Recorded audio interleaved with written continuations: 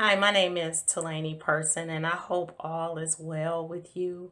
One of the things that I love about the desires of the heart and facilitating that workshop is it really focuses in on who you were created to be, and made in God's image.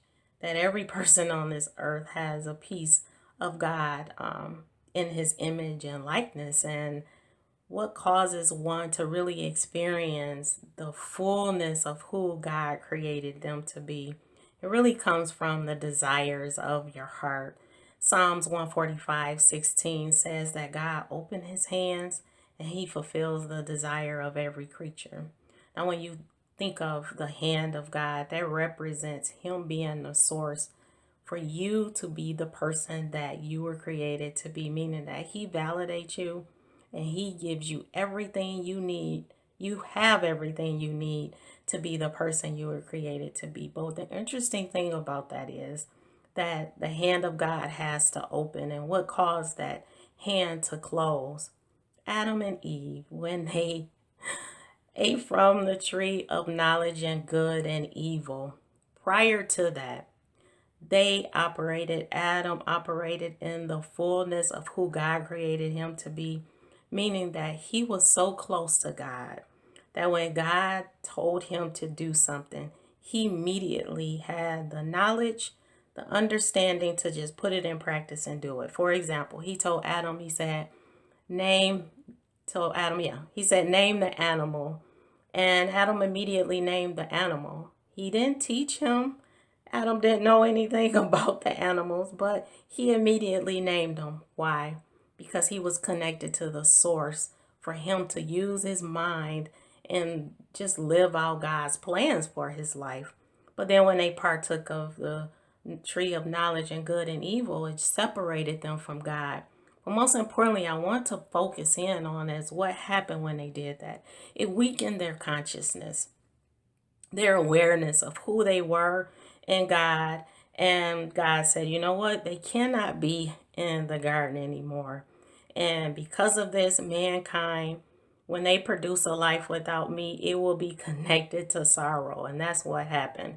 Adam went on to live disconnected for God, but it produced a life of toil. And toil just represent doing life without God, which creates a loss. So no matter what type of success one may experience it, if it's not connected to way God wired them or wired, you and I, it end up where we take losses. I took some losses in my life and ended up in the depression and the anger, and I can go on. But some of the symptoms of sorrow could be restlessness, uneasiness, just confused, not being able to sleep at night, not having clarity about what you want to do, trying one thing and then the next day don't want to do it, because what we attempt to do, and I have been there, is attempt to live our life without depending on God.